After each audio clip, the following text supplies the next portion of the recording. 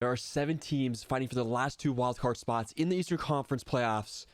So here is the NHL Eastern Conference playoff picture.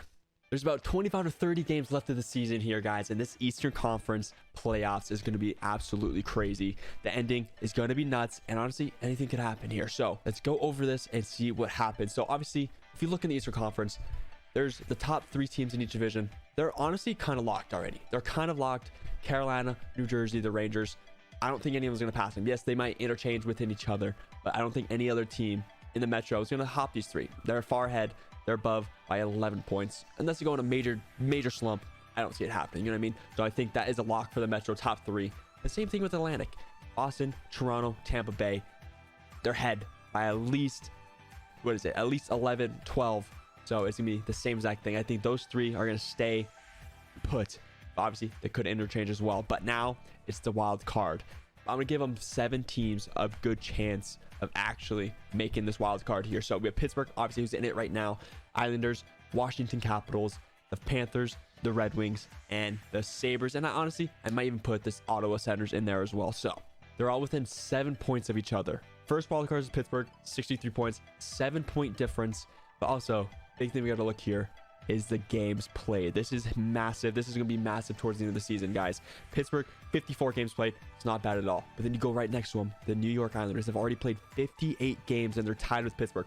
So it helps the Penguins out a lot, right? They have the 700 points with 4 games in hand. Obviously, you still have to win those games in hand, but it's good. It's looking good. You'd rather have less games played and the same amount of points. So same thing with the Capitals here. They played 57. Panthers have played 59 games, and they're out of the playoffs right now. They've played more than any other team in the Eastern Conference. That is not good for the Panthers. If you're a Panthers fan, that is not good at all. Then right below them, guys, is the Detroit Red Wings. 54 games played, and they only down by 2 points. So they're down by 3 points just to make the wild card. And they played less games by 4 of the New York Islanders. Like, that is crazy. They can win a couple games and just be in the playoffs. And that is possible. This Red Wings team, yes, they're young, but they can win some games. You mean they can win some games down the stretch? They might be able to squeak in and get swept in the first round, basically. So that's what the battle is. We're battling for getting who gets dominated by the Bruins and Hurricanes, basically what this wild card is. Because let's be honest here, any of these teams, maybe Pittsburgh, might not lose to these teams, but let's be real, we're all gonna get smacked by Carolina or Boston. That's just what's gonna happen.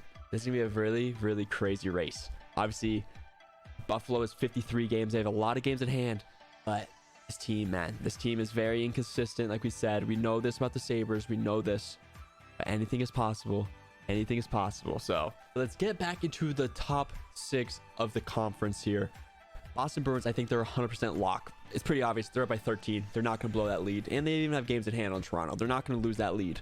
So they're 100% first, honestly, probably in the entire league. I think they're going to win the President's Trophy. And obviously, that is not always the best thing because President's Trophy winners do not usually win the Stanley Cup. But we'll see what happens. Our Bruins are looking dominant. 41-8, by the way. That's absolutely nuts. Okay, same thing with Carolina. I think Carolina are locked. Obviously, they're only up by 5 points on the Devils and only 6 on the Rangers. But I think the Carolina Hurricanes, they're so good, man. They're so good. And in my opinion, this might be crazy, but I think they're the favorites. I think they're my favorites to win the Stanley Cup. I don't know why. I just think their depth, their goaltenders, their forwards, their like everything are just super good. And I don't know who can beat them. Who can beat them in game 7 unless goalies go bad, which does happen to them in playoffs. So we'll see what happens there. But I like this Carolina team, and I would not want to play them in the first round or any round, to be honest with you. But now the 2 and 3 from both divisions here are within 1 point of each other, and it's gonna be a close race. Devils, Rangers, I'd probably give the edge to the Rangers. Obviously, they did just get Tarasenko, and they're not looking back. You can see they're rolling in all cylinders. They're scoring a lot of goals. Shesterkin is still playing really well. Defense is there. We know what the Rangers can do. And their Devils, they're a young team. They don't really have the experience of playoff hockey. The end of this season push, they don't have the experienced Rangers. They went far last year in the playoffs. Can they do it again? We will see. I do think the Rangers get home ice advantage on the Devils. And that first round series is going to be crazy. But obviously, I do think the Devils are going to lose that series because Rangers, they're different, man. They're different. But Devils, they're a fun team to watch. They really are a fun team to watch. Jack Hughes is playing unbelievable this season. We'll see if he can keep it up. But Rangers, I do think they'll probably flip and go over the Devils. But once again, I don't think they'll be able to get past Carolina unless something bad could happen. There's still 25 to 30 games left, so anything can really happen. But my prediction is that they're probably going to stay. I think that's pretty safe bet there.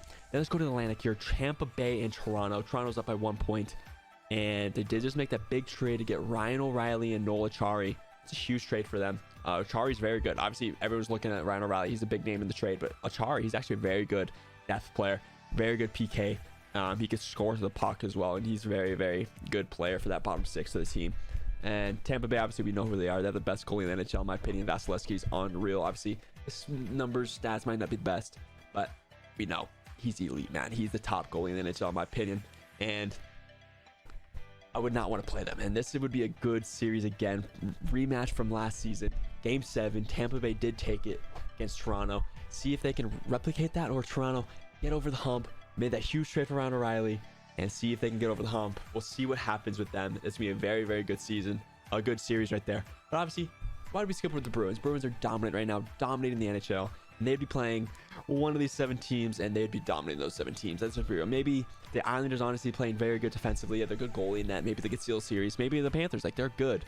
But obviously, they're not playing well right now. I don't think they have any chemistry. I don't think Matthew Tkachuk could literally carry a series. I don't think that could happen. But I would not want to play the Bruins or the Carolina Hurricanes. So I think it's going to be crazy playoffs this year in the Eastern Conference. But next video tomorrow is going to be in the Western Conference, guys. But look at this. I'll give you a little sneak peek. They're all within like 9 points of the entire thing. So anyone can literally miss it. The top team can miss it. The bottom team down here can make it. Like, it's crazy. Western Conference is wide open. We'll see what happens there. That video is tomorrow. Make sure to subscribe and like so you don't miss out on that video tomorrow. But who do you think? I really want to know your opinion. Comment down below. Who do you think will make the playoffs? What 7 teams will make the wild card? Maybe you think a wild card team could go up into the top 3 in the division. Let me know, guys. Thank you guys for being here. Much love. I am back, guys. I am back. I promise you. Let's do this, baby. So I'll see you guys tomorrow for the Western Conference.